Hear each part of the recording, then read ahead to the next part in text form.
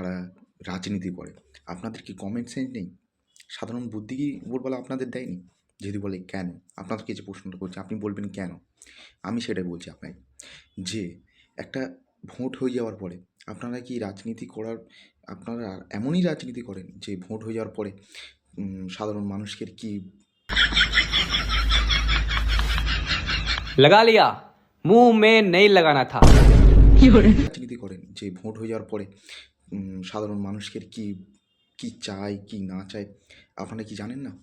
আপনারা এইটা জানছেন যে ভোট আইলে ওটা ওরা ওরা কী খেলে কী খাওয়ালে আমাদের কথা শুনবে সেটা আপনারা জানেন।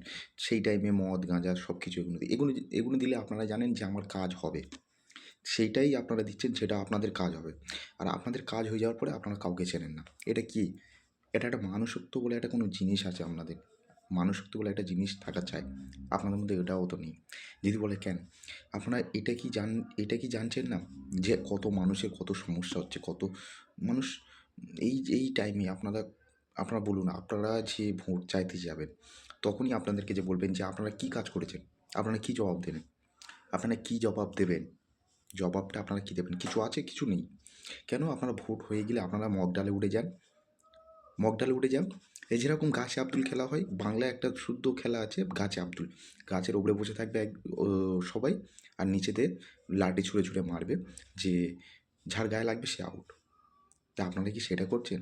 আপনাদের গায়ে লাঠি ছুঁড়ে দিলে তবে নিচে এসে ক্যাচ ধরলে আপনারা আউট হয়ে যাবেন? এটা না। আপনারা ওটা না করে আপনারা দেখুন এই টাইমটা আপনাদের দেখার যে কোন মানুষের কোন সমস্যা, কোন প্রবলেম। আপনারা তবে তো আপনাদেরকে যে দর্শক বা পাবলিকরা আপনাদেরকে চেয়ে যাবে। আপনারা না বলতেই আপনাদেরকে বিজয় করবে। তো আপনারা যদি এগুলো করেন তাহলে আপনাদের কী দেখে আপনাদেরকে